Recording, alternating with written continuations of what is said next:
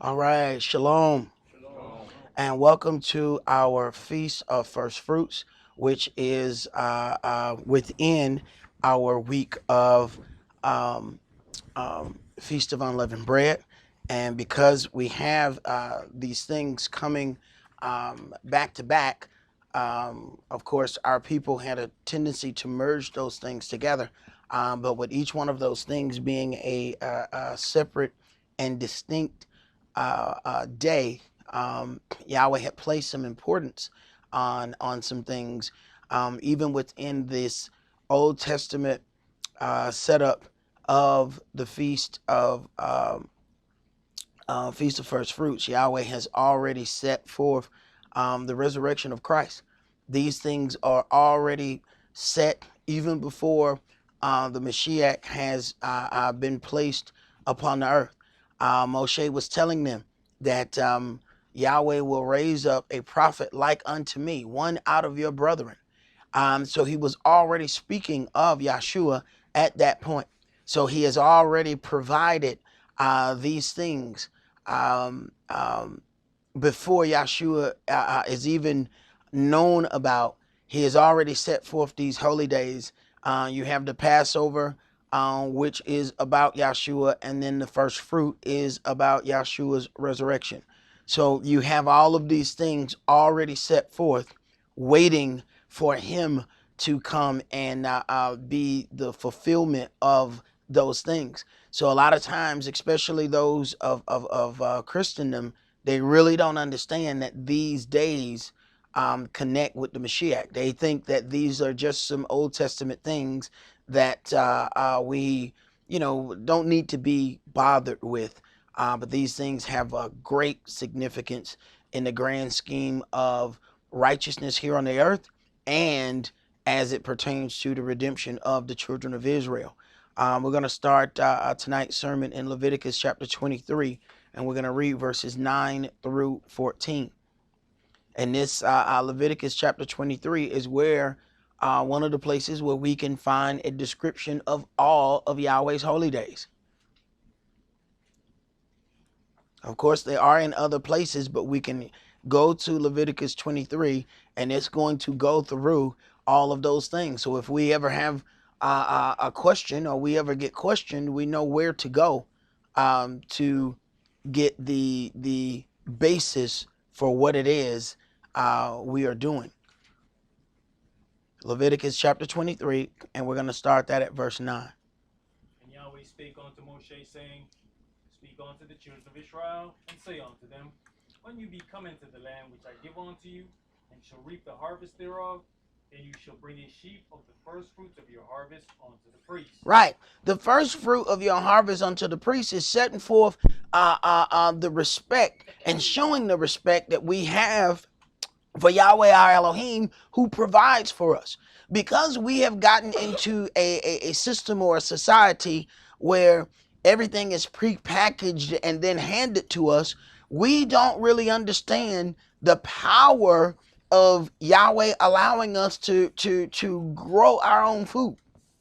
So these very things have gotten lost because of that. But through this whole so-called problem we are encountering, people who have tried to purchase seeds and things of that nature, they've noticed that, hey, wait a minute, they're blocking the ability of people to just get seeds that was regularly available before. Things that, these are things that we, take for granted. So we think, okay, well, we'll just go and go and get these things. You'll find that if a lot of these things, if you don't already have them, you're going to have a real problem getting them.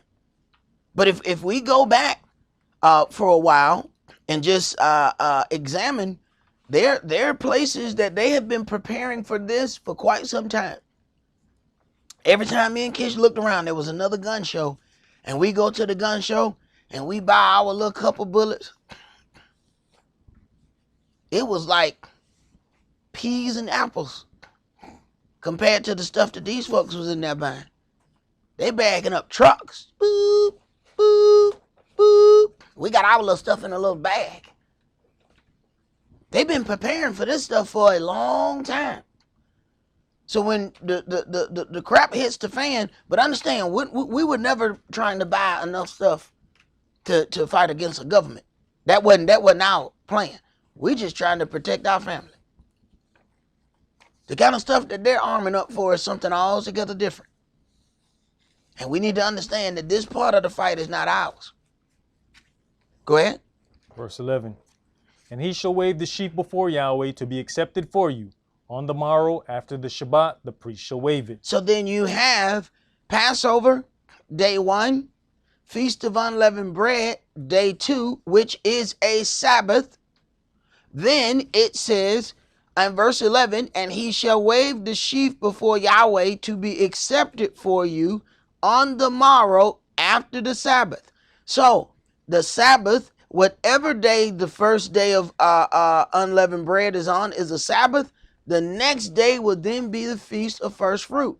This then signifies that Christ will be raised on that day. The day that he was going to be raised was already set before he got here. The day that he was going to be raised was set forth before he was born. Go ahead. And you shall offer that day when you wave the sheaf and he lamb without blemish of the first year for a burnt offering unto Yah. Right. The he lamb that was going to be in this scenario is already set forth. Go ahead. And the meat offering thereof shall be 2/10 deals of fine flour mingled with oil, an offering made by fire unto Yah for a sweet savor. And the drink offering thereof shall be of wine, the 4th part of an hin. Right. You shall never find any of these offerings done without a portion of wine. Yet us listening to other people, they wanted to call themselves so holy, they're too holy to drink wine. You won't find any of Yahweh's offerings without wine. Go ahead. And you shall eat neither bread, nor parched corn, nor green ears, until the self same day that you have brought an offering unto your Elohim. Right. So in that first fruits, where which is tonight, which is when all the males make their appearance, if we do not give an offering, all of these things we are not able to eat. We are not able to eat. You shall eat neither bread. Now, do you find a problem here? Listen. This is the feast of what? Unleavened bread. Okay. Verse 14. And you shall eat neither bread. Huh? But this is the feast of unleavened bread, and you are commanded to eat unleavened bread every day. Mm-hmm. Yet, if you don't make your offering, you can't eat bread. Wait a minute. You got two problems. So you can't eat your own bread that you are commanded to eat every day. You shall eat neither bread, nor parched corn, nor green ears, until the self same day that you have brought an offering unto your Elohim. You start looking up corn, and you're going to find corn and everything. There's a whole lot of things that we are forbidden to eat if we don't make our appearance and give an offering unto Yahweh our Elohim. Case in point. In Job chapter 1 and Job chapter 2, when it says in the sons of Elohim, it came a day that they came to present themselves before Elohim, and Lucifer came also. You see how important it is, eh? Mm-hmm. With him being as slick and deceptive, he knew he still had to be there. Every time they had a conversation about Job, it was one of those holy days that all the angels had to appear. And whether Lucifer did whatever he wanted to do, but when it came time to make that appearance, he was there. So even though he has taught his people, don't keep anything, don't worry about any of them holy days, every time it's a holy day, he show up. You can't get no more deceptive than that. He gonna tell you not to go, but he there with bells on. How you doing, Yahweh? If this ain't a slick knuckle here, you told me not to go. But he there. Probably snitching on you. Go ahead. It shall be a statute forever throughout your generations in all your dwellings. All right. Now, we went through some things the other day, and I got a few questions on it. Let's go to Leviticus chapter 2. And it was, I ended up with 3 questions back to back. First of all, it was all 3 sisters who asked me this question. And there was a short answer, but then I kept looking, and this question grew into a whole lot more. Sister Johanna asked me the question because she was here, but then I had 2 sisters that wasn't here. Soraya and Uzi ended up asking me about this, and it ended up turning into way more than it seemed like it was. The question was about the honey that's not supposed to be in the offering. And it turned out to be that was a much deeper question than it appeared originally. So let's go to Leviticus chapter 2, and let's start that at verse 11. We're going to read 11 through 14. No meat offering which you shall bring unto Yahweh shall be made with leaven. And we know that leaven is a representation of sin. We know that leaven causes something to rise or become puffed up. So the original then assumption then, well then, is honey a representation of sin? Go ahead. For you shall burn no leaven, nor any honey in any offering of Yahweh made by fire. Right. You shall burn no leaven, nor any honey. Go ahead. As for the oblation of the first fruits, you shall offer them unto Yahweh, but they shall not be burnt on the altar for a sweet savor. All right. Now that's key as well. As for the oblation of the first fruits, you shall offer them unto Yahweh, but they shall not be burned on the altar. Go ahead. And every oblation of your meat offering shall you season with salt, neither shall you suffer the salt of the covenant of your Elohim to be lacking from your meat offering. With all your offerings you shall offer salt. Now, with all your offerings you shall offer salt, but yet you shall not have honey on it. But we listen to something. Each time you're going to hear a sweet savor unto Yahweh. But this has to have salt. Read. And if you offer a meat offering of your first fruits unto Yahweh, you shall offer for the meat offering of your first fruits green ears of corn dried by the fire, even corn beaten out of full ears. All right. So the first thing we need to do is read the definition of these things. So we got leaven.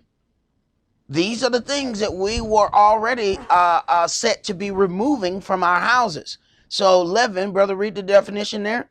From H7603. Anytime you see H, that means the original word was Hebrew. Go ahead. Seor. From H7604. Barm or yeast cake, as swelling by fermentation. So fermentation, if something is fermented, then now this thing then has become a leavening agent because of the fermentation. All right. Now, read the definition of honey. Let's go to the next graphic. H1706, debash, from an unused root meaning to be gummy, honey from its stickiness. By analogy, syrup, honeycomb. Now, in looking at some of the things, you got several levels here of how this thing is being dealt with. And looking up things about honey, once you cook honey, you change all of the chemical properties in honey. Honey is supposed to be dealt with raw. Anytime you deal with anything as far as a health food store, you're going to run into something, you're going to run into raw honey. I used to have a friend, and he was telling me, for your allergies, you really should use this raw honey. And looking those things up and just examining the honey, once you cook it, it then starts to ferment. So now you have fermentation going on in a situation of things that we are removing fermentation from. So that's one level of that. you're also taking out all of the healing properties of the honey when you cook it. And almost everything that you see in the store, if it's not in the health food store, they then have some form of cooked honey. If you put the honey in your tea and it's too hot, you have started to take the properties out of the honey. So there's certain things in dealing with that. Now, believing that, just that being said, doesn't mean that the honey itself is bad. Let's go to Ezekiel chapter 16.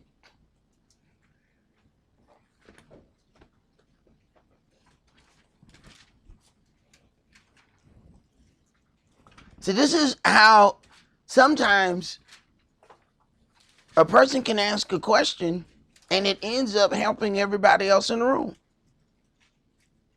Ezekiel chapter 16, and let's read verses 1 through 19. Again the word of Yahweh came on to me, saying, Son of man, cause Jerusalem to know her abominations, and say, Thus says the Adonai Yah unto Jerusalem, Your birth and your nativity is of the land of Canaan.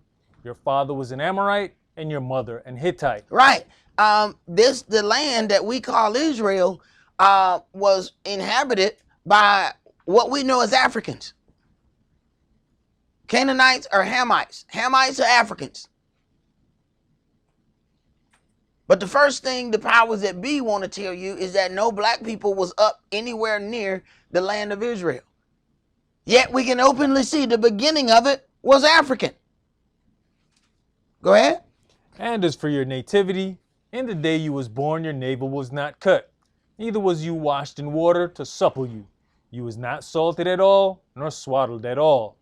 None I pitied you to do any of these unto you, to have compassion upon you. But you was cast out into the open field, to the loathing of your person, in the day that you was born. And when I passed by you, and saw you polluted in your own blood, I said unto you, when you was in your own blood, live. Yes, I said unto you, when you was in your own blood, live. I have caused you to multiply as the bud of the field, and you have increased and waxen great. And you are come to excellent ornaments. Your breasts are fashioned, and your hair is grown, whereas you was naked and bare. Now when I passed by you, and looked upon you, behold, your time was the time of love. And I spread my skirt over you, and covered your nakedness. Yes, I swear unto you, and entered into a covenant with you, said the Adonai Yah, and you became mine. Then washed I you with water. Yes, I thoroughly washed away your blood from you, and I anointed you with oil. I clothed you also with broidered work, and shod you with badger's skin, and I girded you about with fine linen, and I covered you with silk. I decked you also with ornaments, and I put bracelets upon your hands, and a chain on your neck. And I put a jewel on your forehead, and earrings in your ears, and a beautiful crown upon your head. Right. Now you might be looking at this, and as you read this, it may sound like he's directly talking about a woman, but he's dealing with various things within Israel, dealing with the tabernacle, and then dealing with all of the things that the priests wear. When you talk about this whole this jewel on the forehead and things, you have to remember that the high priest had this turban on, and then he had to have some things right on the turban. You have to deal with the things that the tabernacle was covered in. So there's a lot of things that he's referring to as he's talking about all of these glorious things that were given unto Israel. Then a gold chain was put around the priest's neck. So he's not, you may look at that and think that he's just dealing with a woman, but he's dealing with all of Israel together with all of these things. Go ahead. Thus was you decked with gold and silver, and your raiment was of fine linen and silk and broidered work. You did eat fine flour and honey. You did eat fine flour and honey. And now he puts those things now together. The very thing that it was saying when you go do this offering, don't put this honey with this. Go ahead.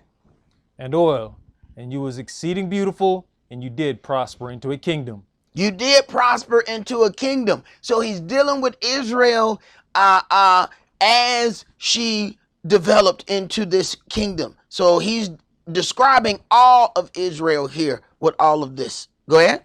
And your renown went forth among the heathen for your beauty, for it was perfect through my comeliness, which I had put upon you, says the Adonai Yah.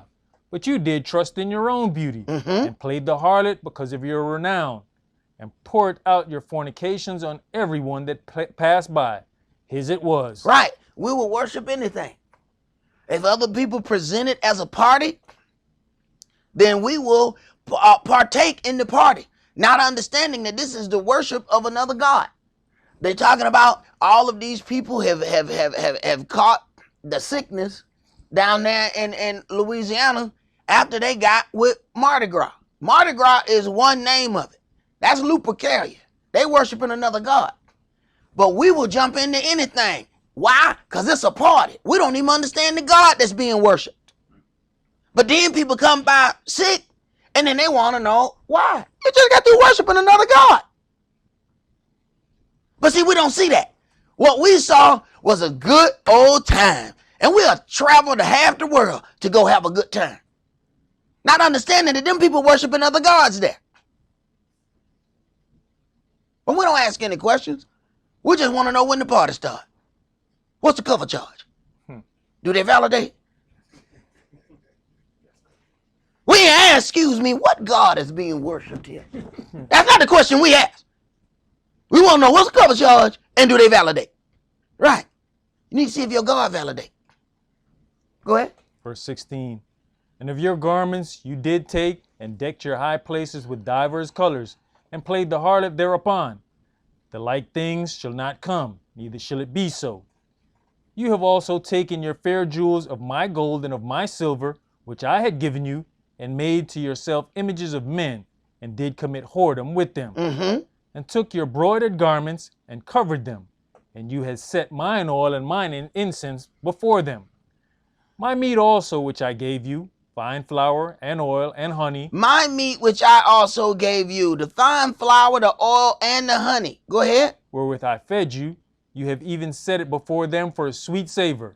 And thus it was, says the Adonai Yah. Right. So he was then upset that this fine flour, oil, and honey was then set before the other gods. So then we have to consider something, even though he's telling us not to burn this. So we know we got one situation of what happens with the honey when you burn that. But now we have another level of things that we need to deal with. Let's go to Exodus chapter 16.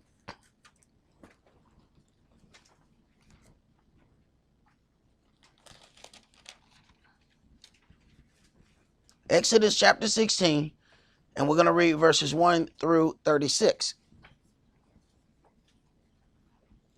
Verse 1.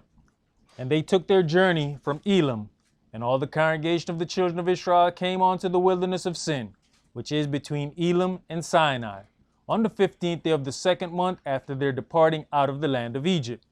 And the whole congregation of the children of Israel murmured against Moshe and Aaron in the wilderness. And the children of Israel said unto them, would to Elohim we had died by the hand of Yahweh in the land of Egypt. And this is some of the most disrespectful stuff that can be done. Because at this point, now that they're just shaking their heads and wagging their hands at the great thing that Yahweh has done for the children of Israel. Why? Because they're uncomfortable right now. And here it is. They have learned a certain way of life that Yahweh is trying to get them out of. And this is something that people really don't consider. You can't just take somebody out of learning and walking in sin and then just place them into another situation and think they're going to walk right. So Yahweh is pausing and giving a gradual situation so that he just doesn't overwhelm the children of Israel with, all right, you just came out of Egypt, here go my land, here go all my rules and regulations. So he's giving it to them a little bit at a time. That was still too much for Israel. And that's something that we need to think about. We go about and we talk to people about the word. And sometimes we want to just invite those people to come on in. They're not ready to deal with that kind of stuff. And meanwhile, you have to think about how much of Yahweh's stuff will they step on in the process. And you might be responsible for having somebody's blood on your hand. Go ahead. When we sat by the flesh pots, and when we did eat bread to the full. For you have brought us forth into this wilderness to kill this whole assembly with hunger. Right, because all they concerned about is them eating and the life that they once had. They don't understand that Yahweh is trying to purge some things out of them. They don't understand that. Understand, these are the same people that said, who is the God that sent you? They don't know Yahweh like that. Go ahead. Then said Yahweh unto Moshe, Behold, I will rain bread from heaven for you, and the people shall go out and gather a certain rate every day, that I may prove them whether they will walk in my law or no. So then this bread from heaven is going to prove whether or not they're going to follow him. And this bread of heaven goes on many different levels. Go ahead. And it shall come to pass that on the 6th day they shall prepare that which they bring in, and it shall be twice as much as they gather daily. Right. So then we're going to get a miracle is going to happen every Sabbath. Go ahead. And Moshe and Aaron said unto all the children of Israel, At even, then you shall know that Yahweh has brought you out from the land of Egypt. And in the morning, then you shall see the glory of Yahweh, for that he heareth your murmurings against Yahweh. And what are we that you murmur against us? Right. And that's the same thing. What we'll do is murmur against the person that we see, not understanding that Yahweh is orchestrating things. Yahweh is pushing people to make changes and put some things into play. But because we worried about our own comfort, we murmur against the people we see. Never consider that we're murmuring against Yahweh. That never occurs to us. Go ahead. And Moshe said, This shall be when Yahweh shall give you in the evening flesh to eat, and in the morning bread to the full. For that Yahweh hears your murmurings which you murmur against him. And what are we? Your murmurings are not against us, but against Yah. Right. Whenever you murmur against somebody that's doing Yahweh's will, you are murmuring against Yahweh, not against that individual. Go ahead. And Moshe spake unto Aaron, Say unto all the congregation of the children of Israel, Come near before Yahweh, for he has heard your murmurings. And it came to pass, as Aaron spake unto the whole congregation of the children of Israel, that they looked toward the wilderness. And, behold, the glory of Yahweh appeared in the cloud. And Yahweh spake unto Moshe, saying, I have heard the murmurings of the children of Israel. Speak unto them, saying, At even you shall eat flesh, and in the morning you shall be filled with bread. And you shall know that I am Yahweh, your Elohim. And it came to pass that at evening the quails came up and covered the camp. And in the morning the dew lay round about the host. And when the dew that lay was gone up, behold, upon the face of the wilderness there lay a small round thing, as small as the hoarfrost on the ground. And when the children of Israel saw it, they said one to another, It is manna, for they knew not what it was. And Moshe said unto them, This is the bread which Yahweh has given you to eat. This is the bread which Yahweh has given you to eat. Go ahead. This is the thing which Yahweh has commanded. Gather of it every man according to his eating, an omer for every man, according to the number of your persons. Take you every man for them which are in his tents. And the children of Israel did so, and gathered, some more, some less. And when they did meet it with an omer, he that gathered much had nothing over, and he that gathered little had no lack.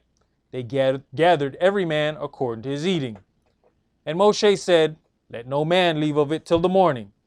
Notwithstanding, they hearkened not unto Moshe. Of course not. Go ahead.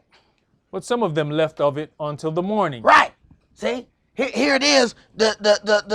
This holy thing from heaven has been given unto the children of Israel, but we automatically trying to save some. Now, Yahweh done already said, I'm going to provide it each day. But here go Jake. We needed to go plate of manna. Here go Jake for you. You going to get some more tomorrow, man. Go ahead. And it bred worms and stank. Right. And Moshe was angry with them. And they gathered it every morning, every man according to his eating. And when the sun waxed hot, it melted. And it came to pass that on the 6th day they gathered twice as much bread, 2 omers for one man. And all the rulers of the congregation came and told Moshe. Right. Now, there is a miracle being done every Sabbath. You have already tried to get more on the other days, and it bred worms and stank. But this, automatically, there's enough for 2 days. Thereby automatically making sure that you don't have to go out on the Sabbath. Go ahead. And he said unto them, This is that which Yahweh had said. Tomorrow is the rest of the holy Sabbath unto Yah. Bake that which you will bake today, and seed that you will seed, and that which remains overlay up for you to be kept until the morning. And they laid it up till the morning, as Moshe bade, and it did not stink, neither was there any worm therein. And Moshe said, Eat that today, for today is a Sabbath unto Yah. Today you shall not find it in the field. 6 days you shall gather it, but on the 7th day, which is the Sabbath, in it there shall be none.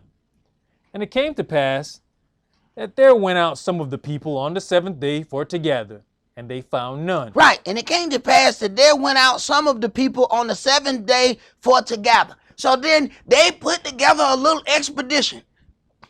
See, this is the point where somebody who's going to walk in the word need to be strong and not cowardly. As they was gathering together to go on their let's hunt for some more manna expedition. When they gathered together, hey man, let's go look for some manna. Somebody should have said, Yahweh gonna kill all y'all. They might have saved some lives. They might have saved a whole lot of people. But they gathering together as each one is going to somebody else. Hey man, you want to go and look for some manna? Let's see if we can get some extra manna. We already got enough for today. Let's go see if we can get some extra though. So some gathered to go get some more. Where were the real followers of Yahweh when these gatherings get ready to start happening? Do everybody just sit back and be quiet? Or does somebody say, you're going to get yourself into some trouble? But it's amazing how quick we are to gather for some foolishness. Let it be for righteousness, and we got all kind of excuses why we can't show up. But we'll participate in a shindig in a hot minute. Go ahead, bro. No, I wanted to ask you, going back to verse 8, it's saying, and Moshe said, this shall be when Yahweh shall give you in the evening flesh to eat. So were there cooking flesh in the evening? You got them quails that came up in one thing, and then the manna that show up in the next. So even in the Sabbath, the evening of the Sabbath, we will be in the evening of the Sabbath, we'll be making cooking flesh. Turn on your go start at 7 and read that again, and then get to 8. And in the morning, then you shall see the glory of Yahweh. For that he hears your murmurings against Yahweh, and what are we that you murmur against us? And Moshe said, This shall be when Yahweh shall give you in the evening flesh to eat, and in the morning bread to the full. For that Yahweh hears your murmurings which you murmur against him, and what are we? Your murmurings are not against us, but against Yah. And the reason why I'm asking you is because I know, you have people out there that don't believe you're supposed to cook or light a fire on the Sabbath. Right. If this is somewhere where we can use. Well, I mean, he gives us these things the day before on the preparation day. He's not giving these things to us on the Sabbath. He's like, look, I'm going to give you all of this stuff. He says, cook and prepare all that you're going to do today. This is the preparation day. You do all that beforehand. So when the Sabbath comes, you ain't doing all of that. See, We got a preparation day. But see, we are the most last minute people on the face of this planet. See, you can give us a year. We'll wait to day 364. What we need to do again? You for real, bro? We the only people that'll be down the street and be late. You got people come 3 states over and be standing in front of the door. Somebody next door be late as all get out. You would stay next door. You could have tripped and fell in the door. Sometimes the more we have and the more opportunity we have, the worse off we end up being. It's like the more access we have to something, the less value it has. So Yahweh takes that away. So let me see if I can show you that this has value. Give it to me. Why do you think he took food from us? He said, give me this. You eating every day, so you really don't understand the value of what I've given to you. Let me take away your daily provision of food. Maybe you will understand who I am. Go ahead. You know, to answer your question, if you go to verse 23, that should actually cover everything. And he said unto them, this is that which Yahweh had said. Tomorrow is the rest of the holy Sabbath unto Yah. Bake that which you will bake today, and seed that you will seed, and that which remains overlay up for you to be kept until the morning. We ain't supposed to be waiting till the last minute to cook. We're supposed to be cooking that on that preparation day. Go ahead. Verse 28. And Yahweh said unto Moshe, how long refuse you to keep my commandments and my laws? See, for that Yahweh has given you the Sabbath. Therefore he gives you on the 6th day the bread of 2 days. Abide you every man in his place. Let no man go out of his place on the 7th day. That way he at least know you can't do a whole lot of stupid stuff. Because you're going to be in the house. That way you won't be out looking for stuff that you already have. Go ahead. You know, brother, just to add to what you're saying, and you got to understand that we're still moving through the wilderness. The temple has not been set up. So, you know, because you have them people who say, see, you can't cook on the Sabbath. The temple isn't set up yet. We're moving. And every time that cloud and that fire move, we got to move. So you can see Israel wanting to get a little bit more for the journey, just in case. Just in case we move tomorrow. I got a little extra manna. Right. Go ahead and eat them worms. Go ahead. So the people rested on the 7th day, and the house of Israel called the name thereof manna. And it was like coriander seed, white, and the taste of it was like wafers made with honey. I'm sorry, the taste of it was like what? Wafers made with honey. The taste of it was like wafers made with honey.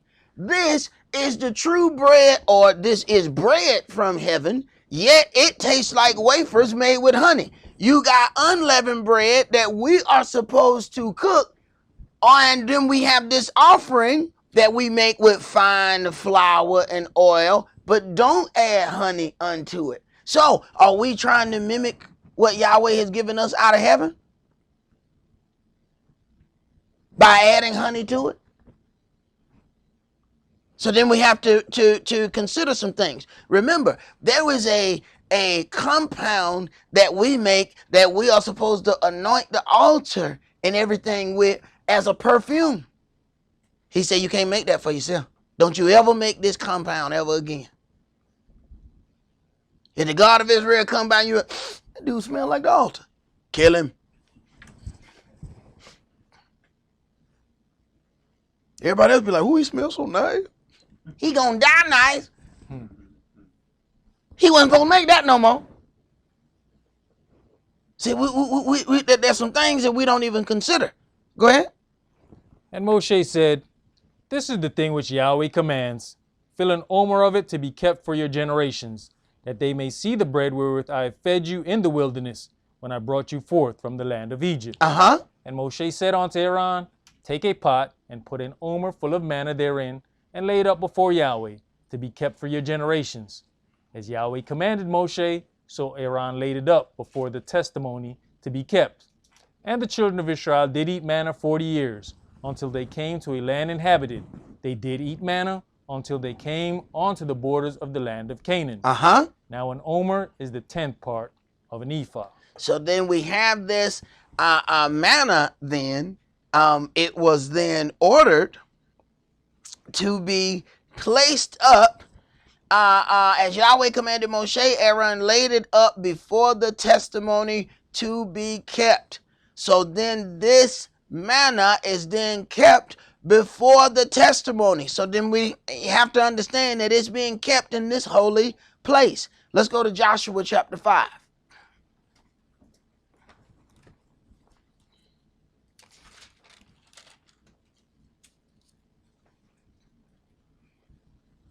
Joshua chapter 5. And let's see.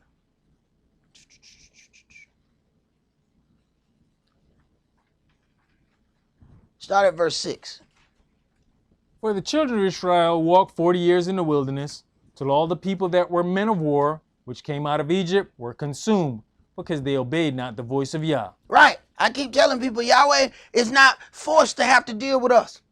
He will wait, kill us off, and then deal with our children. And if they don't follow, he'll kill them off and deal with their children. Go ahead. Unto whom Yahweh sware that he would not show them the land, which Yahweh sware unto their fathers that he would give us, a land that flows with milk and honey. And their children, whom they raised up in their stead, them Yahshua circumcised. Right. And you will constantly find this, a land that flows with milk and honey. So we have to put that in there. Each time you'll find that Yahweh, when he talks about how good the land is, he will tell you that it flows with milk and honey. Go ahead. For they were uncircumcised, because they had not circumcised them by the way. Now consider that. Yahweh has circumcised some of the children of Israel, made sure that this was done. Then when it got to this generation of people who are going to get cut off, he didn't even push it. You got a whole bunch of people that ain't even circumcised. He was like, what for? Wait till I get ready to get them to go in the land. All right, now, take care of this business. He could have been circumcised then. No. Wait till you get ready to go. Go ahead. And it came to pass, when they had done circumcising all the people, that they abode in their places in the camp till they were whole. Uh-huh. And Yahweh said unto Yahshua, this day have I rolled away the reproach of Egypt from off you. This day have I rolled away the reproach from Egypt from off of you, after all of them been circumcised. But he purposely didn't circumcise them through all those times. So we might sit there and try to say, okay, well, we need to do such and such. It's a reason why certain things that you done tried to get done, Yahweh was the one that kept pausing. You try to do something on your time, it don't work out. Now he said, all right, now, go and circumcise all of them. Because now I'm finna roll away the reproach. He wasn't going to roll away the reproach before that. Go ahead. Wherefore the name of the place is called Gilgal unto this day. And the children of Israel encamped in Gilgal, and kept the Passover on the 14th day of the month at even in the plains of Jericho. Uh-huh. And they did eat of the old corn of the land on the morrow after the Passover, unleavened cakes and parched corn in the selfsame day. Uh-huh. And the manna ceased on the morrow after they had eaten of the old corn of the land. Right. So now we're talking about the very same time that we are in right now. After the Passover, when they get to the first fruit, then the manna ceases. After all of them have first been circumcised, then they keep the Passover. Now the manna ceases. Yahweh is deliberate in what order things are done in. Go ahead. Neither had the children of Israel manna any more, but they did eat of the fruit of the land of Canaan that year. All right, let's go to Numbers chapter 11.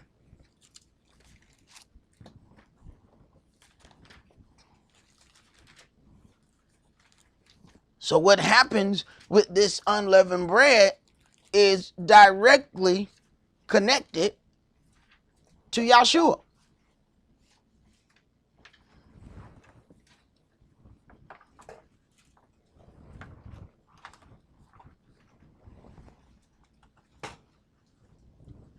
Numbers 11. And let's read verses 4 through 10. And the mixed multitude that was among them fell a-lusting. And the children of Israel also wept again, and said, Who shall give us flesh to eat? Right.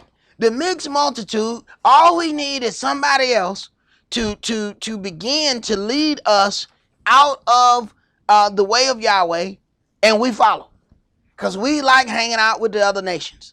We like being amongst other folks. So when they start they mess, we right off with them. Go ahead. We remember the fish, which we did eat in Egypt freely, the cucumbers, and the melons, and the leeks, and the onions, and the garlic. Right. We remember all of these things that we used to eat. So that meal is worth your salvation. Go ahead. And now our soul is dried away. There's nothing at all beside this manna before our eyes. All we got is this doggone heaven bread. I don't want this no more. Go ahead. And the manna was as coriander seed, and the color thereof as the color of bdellium. And the people went about and gathered it, and ground it in mills, or beat it in a mortar, and baked it in pans, and made cakes of it.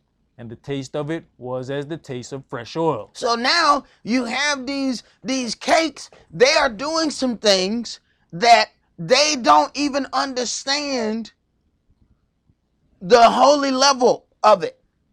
They don't really understand this to the degree that it will be in this book later. Go ahead. And when the dew fell upon the camp in the night, the manna fell upon it. Then Moshe heard the people weep throughout their families, every man in the door of his tent, and the anger of Yahweh was kindled greatly. Moshe also was displeased. Yeah, to think about. Then verse 9. And when the dew fell upon the camp in the night, the manna fell upon it. Then Moshe heard the people weep throughout their families, every man in the door of his tent. It's like they were sitting in the door of his tent waiting for something else to come down. And when they saw it was manna, like, oh man, we're going to get a Big Mac or something. Oh man, this time, man. Oh man. Oh, we're going to get a bun, lettuce, cheese, special sauce. Oh man. When they looked out and saw it was the manna.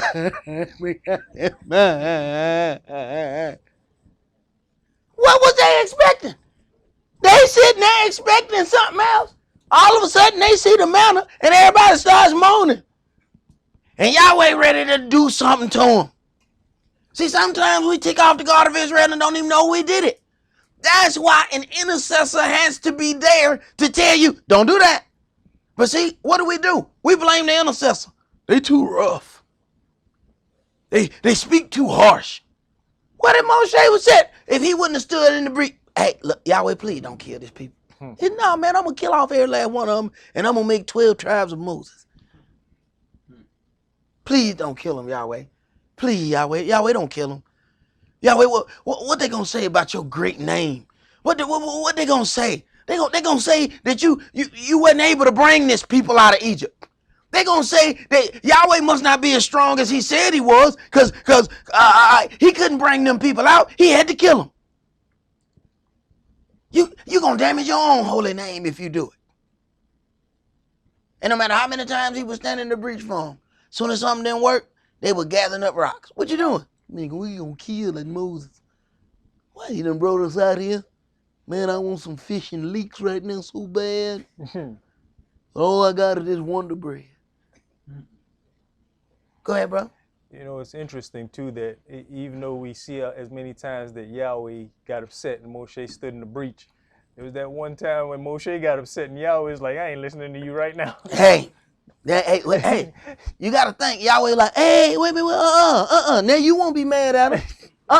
Wasn't he the same ones you were standing up for? And because of them, you ain't going in. How about that? Yeah, stand up to me now. Go ahead. That was it. That was it right there. Let's go to Yohanan chapter 6. So every time I turn around, you coming to me talking about trying to save this people. And you want to save them? Now you ain't going in because of them. But I tell you what, Moshe took it like a champ, didn't he? And Yahweh was just toying with him. He didn't keep that man from that. He gave him something better. I shall not let you go to the land because you didn't sanctify me. Moshe didn't whine at all. All right. But Yahweh didn't say, well, yeah, I got something better for you. Yeah. But I ain't going to tell you now. Yeah. That's the thing that we don't consider. Sometimes Yahweh might block one thing because he got something else better for you. But it's hard for us to understand better. All we understand is what we want right now. Sometimes that's all we can comprehend. This is what I want right now. And he's like, but I got something better for you if you can just hold on. Yohanan chapter 6, and let's start that at verse 48. I am that bread of life. I am that bread of life. See, you want to talk about unleavened bread? Here's the best unleavened bread ever. So we think that unleavened bread is about us eating some flatbread. But it's much deeper than that. And it was always much deeper than that. Go ahead. Your fathers did eat manna in the wilderness and are dead. Uh-huh. This is the bread which comes down from heaven, that a man may eat thereof and not die. Right. So when he says, eat my flesh and drink my blood, he was the manna that came out of heaven. The same manna that they refused before, guess what? It was only a prophecy that Israel will refuse the manna again. We the same people as our forefathers. And all them very people who talk about how much they love the Lord, he show up now, and they gonna deny him again. Who's that old Kish-looking brother? Got those dreads. He's so black. Why he so black? Oh my goodness! I was looking for somebody that looked like Joel Osteen. Right.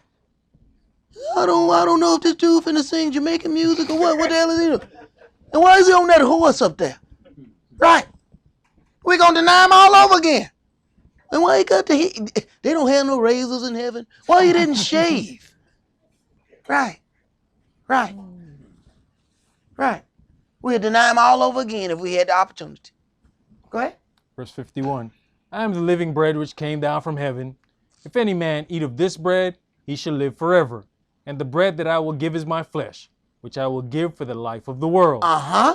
The Yehudis therefore strove among themselves, saying, how can this man give us his flesh to eat? Right. And they're dealing on this level. He is already like merging these things from the old covenant, the Old Testament. He's putting all of these things together, and it is confusing them every word he's speaking. But he gave a clue when he talked about the manna that your fathers ate from heaven. Go ahead. Then Yahshua said unto them, verily, verily, I say unto you, except you eat the flesh of the Son of Man and drink his blood, you have no life in you. And I love the way Yahshua gave everybody an opportunity to have a problem. I absolutely love it. Go ahead, have your problem. The door is in the same place it was when you came through it. We don't move the doors here. We make sure the door is the same place, so if we turn out the lights, you can find it in the dark. Go ahead. Whoso eats my flesh and drinks my blood has eternal life, and I will raise him up at the last day. And this is a very hard statement. But everybody can't follow Yahshua. Go ahead. For my flesh is meat indeed, and my blood is drink indeed. He that eats my flesh and drinks my blood dwells in me, and I in him. And then he keeps saying the stuff that he knows is going to tick the people off. You talking about a bunch of people who are all about clean and unclean. Gotta wash this. Gotta wash that. Can't sit here if this person was unclean. Can't come to church if you're unclean. Can't do this. Everything was about clean or unclean. And then he come talking about eating his flesh and drinking his blood. Go ahead. As the living Father has sent me, and I live by the Father, so he that eats me, even he shall live by me. This is that bread which came down from heaven, not as your fathers did eat manna and are dead. Once again, referring back to the manna, which is the bread that came from heaven naturally. Go ahead. He that eats of this bread shall live forever. These things said he in the synagogue as he taught in Capernaum. Many therefore of his disciples, when they had heard this, said, This is an hard saying. Who can hear it? Right. This is a hard saying. Who can hear it? Go ahead. When Yahshua knew in himself that his disciples murmured at it, he said unto them, Does this offend you? What and if you shall see the Son of Man ascend up where he was before? It is the Spirit that quickens, the flesh profits nothing. The words that I speak unto you, they are spirit and they are life. But there are some of you that believe not. For Yahshua knew from the beginning who they were that believed not and who should betray him. And he said, Therefore said I unto you, that no man can come unto me, except it were given unto him of my Father. Right. Therefore I said unto you that no man can come unto me, except it were given unto him of my Father. If Yahweh didn't lead you unto here, you wouldn't be here. Go ahead. From that time, many of his disciples went back and walked no more with him. Right. Hey, we put up pictures and people be looking at the pictures and sometimes they be like, well, hey, who is that? Where they go? Hey, who is this over here? Where they go? Right. Sometimes as soon as somebody get offended by something, they out the door. And for that reason, the door is still in the same place where it was. Go right out of it. Because this word ain't going to change. No aspect of this word is going to change. And the word don't pause for your house. Well, we'll deal with this, but we won't deal with it when it get to my house. The hell we won't. This word applies to every body that is going to be a servant of Yahweh. That word applies to all. You don't get to press a pause button when they get to your house. Go ahead. But you know, brother, we've seen where when that person go through the door, somebody's coming right through the door or has come in a couple days before, and that person comes in, gets straight to work, and when we start looking and say, you know what? That is the replacement of that other individual. If y'all pay attention, some of y'all can see the person y'all replacing.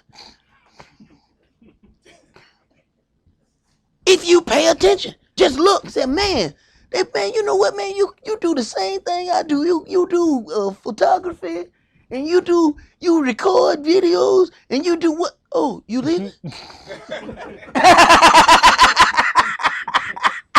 If you pay attention, you can get to see the person you're replacing. Right. Just pay attention. You'll see him. Go ahead. Then said Yahshua unto the 12, Will you also go away? Then Simeon Peter answered him, Adonai, to whom shall we go? You have the words of eternal life. Right. The people who are hell bent on their salvation, there ain't nothing you can do to run them off.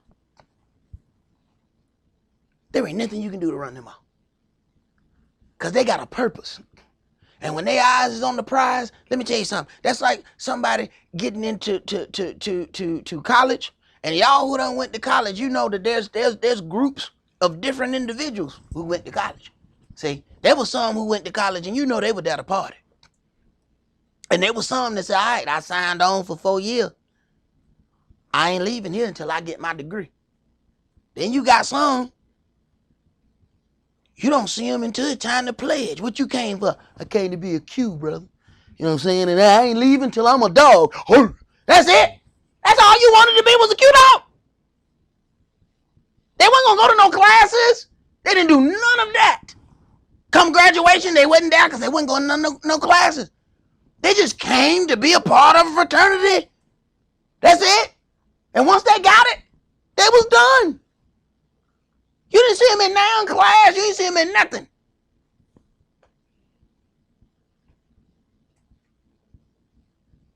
I went to school with people, and you didn't find them until you went to a party. You was like, hey, man, I ain't seen you in class in a long time. But I see you at every party I go to.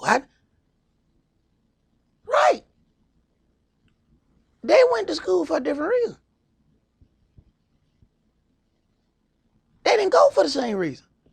My elder used to say all the time, everybody don't come to church for the same reason. So don't be no fool and think everybody came there for the same reason you came there. Go ahead. and we believe and are sure that you are that anointed one, the Son of the living Elohim. Yahshua answered them, have not I chosen you 12, and one of you is a devil? Right. Even Yahshua got to deal with a devil. So who are we to get upset when a devil is in our midst? Who are you? Yahshua had to deal with one. Go ahead. Did you finish that? Yep. All right, let's go to our Psalm chapter 78.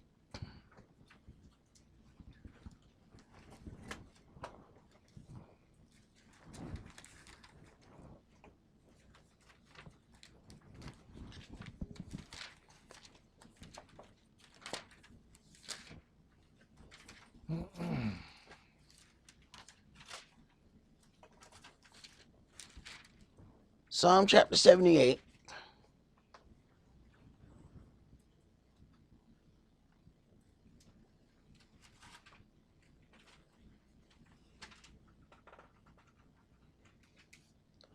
Start that at verse 17.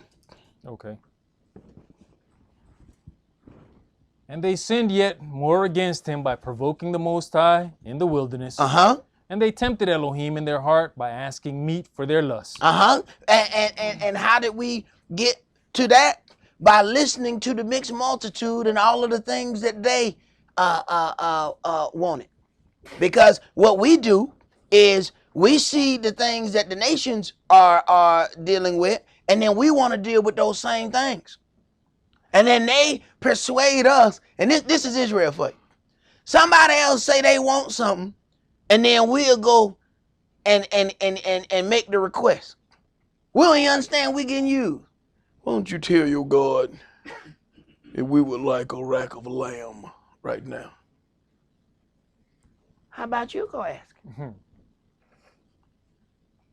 See, this is us. We just get it. We okay, I go. And then we get shot in the ball of fire. You got that on your own. Stop being so giddy. Everybody that want to ask a question, let them go ask.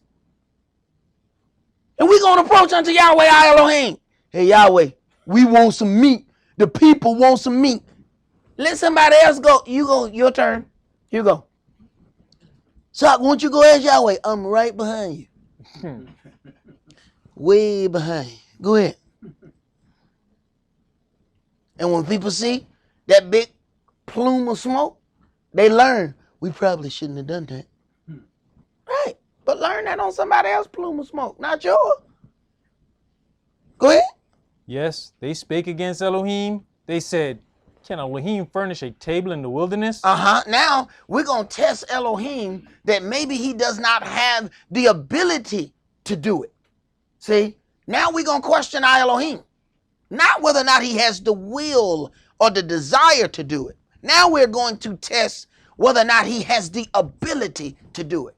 This is when your self-centered thing goes full forward.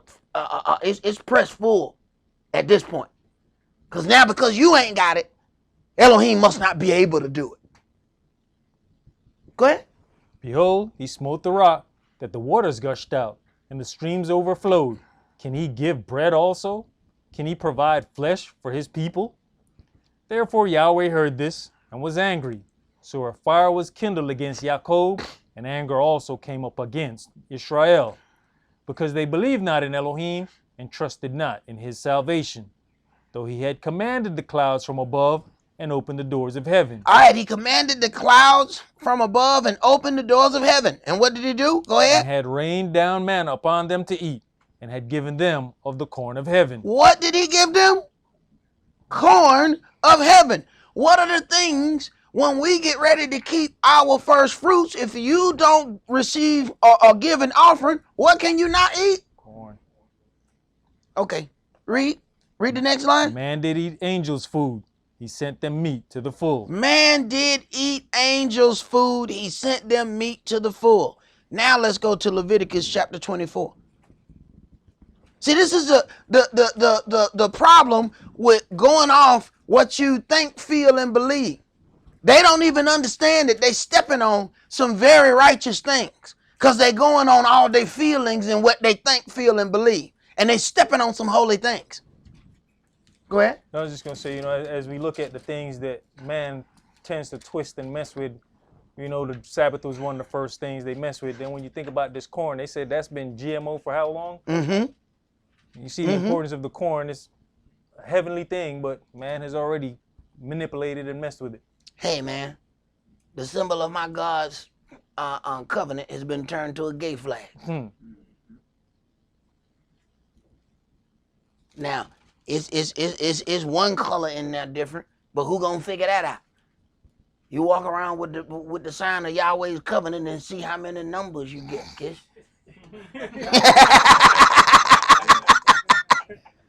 You bad? Put that flag on and ride down to Midtown, huh? You know what I'm saying? Yeah, we gonna see in the morning. We gonna see. Okay. Yeah. Go right ahead. Leviticus chapter 24, and let's read verses 5 through 9. And you shall take fine flour and bake 12 cakes thereof. 2/10 deals shall be in one cake.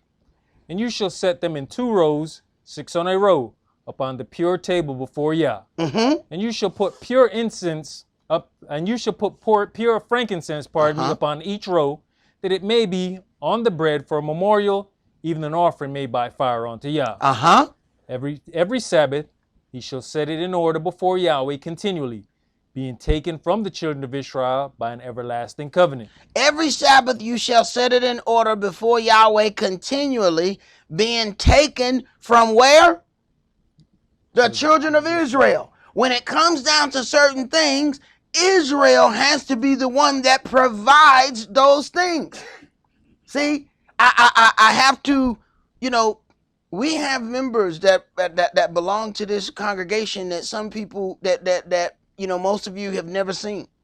And some of them have asked, hey, if there's anything that's needed, I will provide it. I will help such and such. But there's certain things that the children of Israel has to provide for themselves. I ain't gonna let them be used to provide things for other people that people supposed to provide for themselves. One man ain't supposed to buy your lamb for the redemption of your house.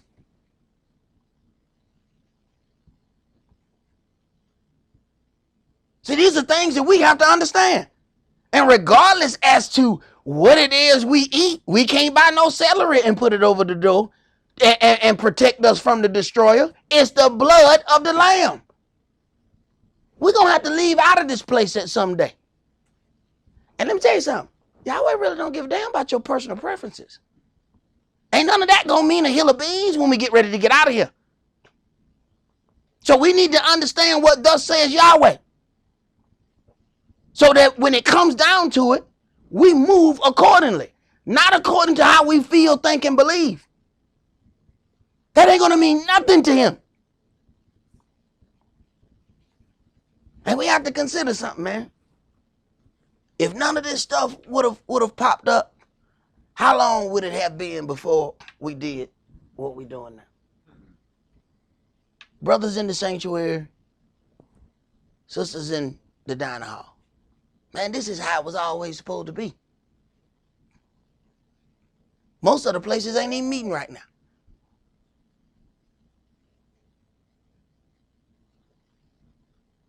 Go ahead, bro. Verse 9. And it shall be Aaron's and his sons, and they shall eat in the holy place, for it is most holy unto him of the offerings of Yah made by fire, by a perpetual statute. All right, let's go to our 1 Corinthians chapter 15.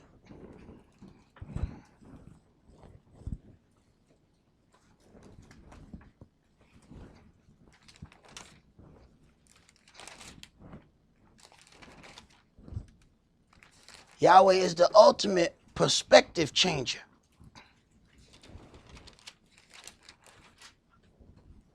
He will introduce things that will change your perspective if you don't fight him. But if we fight it, we will continually attempt to see certain things the way we want to see them. And after so long, he let you fight, then he leave you there. And no matter what, you won't be able to come off that point because you stood there too long.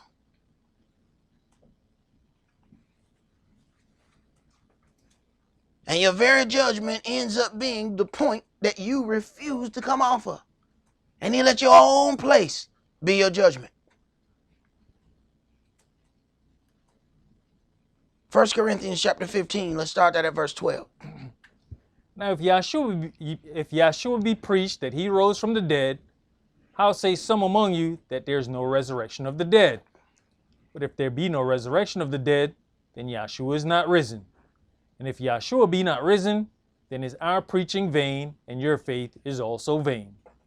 Yea, and we are found false witnesses of Elohim, because we have testified of Elohim that he raised up Yahshua, whom he raised up not, if so be that the dead rise not. For if the dead rise not, then is not Yahshua raised. And if Yahshua be not raised, your faith is vain, you are yet in your sins. Then they also which are fallen asleep in Yahshua are perished. If in this life only we have hope in Yahshua, we are of all men most miserable. But now is Yahshua risen from the dead, and become the firstfruits of them that slept. But now is the Mashiach risen from the dead and become the firstfruits of them that slept. So the first fruits that we keep is much bigger than us just eating some bread that does not have leaven in it. This is much bigger than that and always have been, even before they understood the Mashiach. There's a reason why all of these things went down during the time of that Passover.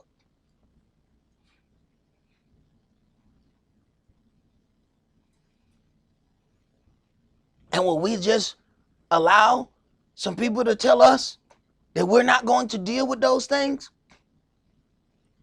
Man, you read through the Apocrypha and go through Maccabees, and you'll find some real suffering that our people went through to try to keep these holy days. And we think we're going through something. You talk about pestilence and disease. It's times we can read this book where 13, 14, 15,000 people of Israel died one time. And they don't see nothing. But one brother see an angel standing on top of the hill. And 15,000 people dead. All Israelites.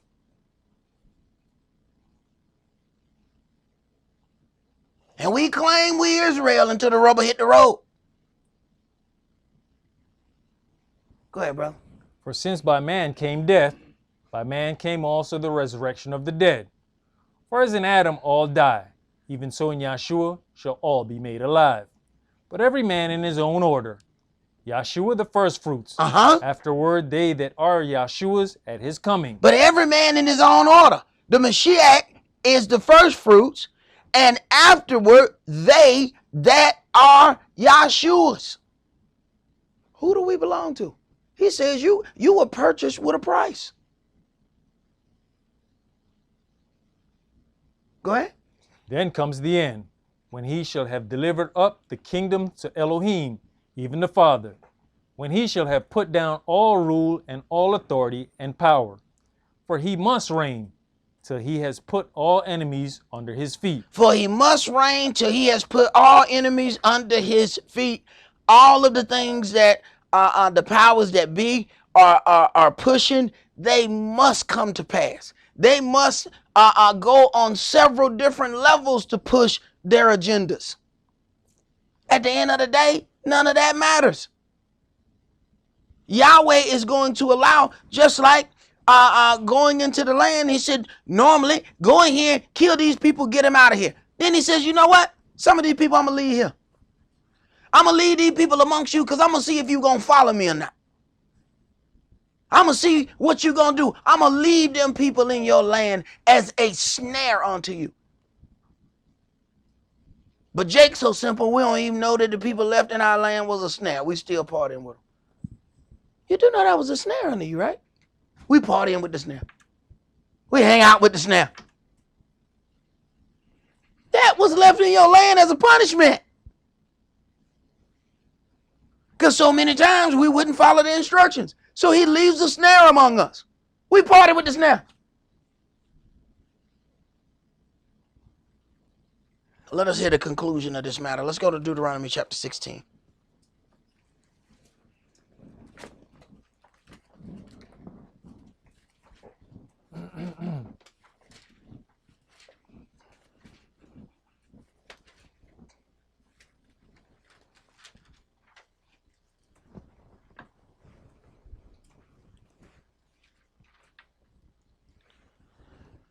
Deuteronomy chapter 16 and verse 1.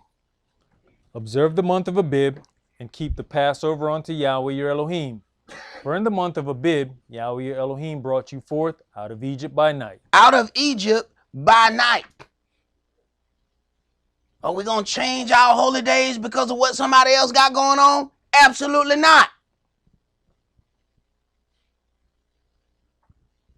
Go ahead. You shall therefore sacrifice the Passover unto Yahweh your Elohim, of the flock and the herd, in the place which Yahweh shall choose to put his name there.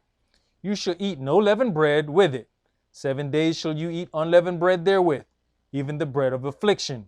For you came forth out of the land of Egypt in haste, that you may remember the day when you came forth out of the land of Egypt all the days of your life. And there shall be no leavened bread seen with you in all your coasts 7 days. Neither shall there anything of the flesh which you sacrifice the first at even remain all night until the morning. You may not sacrifice the Passover within any of your gates, which Yahweh your Elohim gives you. But at the place which Yahweh your Elohim shall choose to place his name in, there you shall sacrifice the Passover at even, at the going down of the sun. I'm sorry, when? At the going down of the sun. When he say? The going down of the sun. So what time is that? When the sun goes down. Oh, okay. Go ahead. At the season that you came forth out of Egypt. And you shall roast and eat it in the place which Yahweh your Elohim shall choose. And you shall turn in the morning and go unto your tents. 6 days you shall eat unleavened bread, and on the 7th day shall be a solemn assembly to Yahweh your Elohim. You shall do no work therein. Keep going. 7 days you shall number unto you. Begin to number the 7 weeks from such time as you begin to put the sickle to the corn. And you shall keep the feast of weeks unto Yahweh your Elohim with a tribute of a freewill offering of your hand, which you shall give unto Yahweh your Elohim, according as Yahweh your Elohim has blessed you. Jump to verse 16. 3 times in a year shall all your males appear before Yahweh your Elohim in the place which he shall choose. In the feast of unleavened bread. In the feast of unleavened bread, which will specifically be on this day, the feast of first fruits. Go ahead. And in the feast of weeks. And in the feast of tabernacles. And they shall not appear before Yahweh empty. Every man shall give as he is able, according to the blessing of Yahweh your Elohim, which he has given you. Verse 17, every man shall give as he is able, according to the blessing of Yahweh, your Elohim, which he has given you. Nobody can tell anybody what they're supposed to offer. See, all of a sudden, I've noticed that there are Christian groups that will keep these appearance days because there's an offering that's supposed to be made. But I also heard those very organizations telling them, yeah, you know, everybody need to come with $1,000. What book they found that in?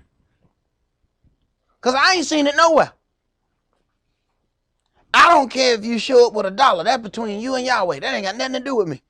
That's above my pay grade. But I know one thing. If a man show up without an offering, there's a whole line of stuff that he ain't supposed to eat. So consider that, Israel, as we prepare to make our appearance. We will be making our appearance here shortly. All males are commanded 3 times in the year to make an appearance before Yahweh our Elohim. And as it is written, none of them shall come empty. We will go outside. We will face the east. We will make our prayer for our families. And after that, we will make our offering. I know that there's some online that have already done those things. So we will be, how long do you think it'll take to get there? Stuff. 10 minutes. All right. So it is 10:06 now. Let's say we're going to make our appearance at 10:15. It's 10:06 now. We will make our appearance at 10:15 for all of those that are online and meeting with us. All right. Enjoy the rest of Yahweh's holy feast. Shalom. Shalom. Shalom.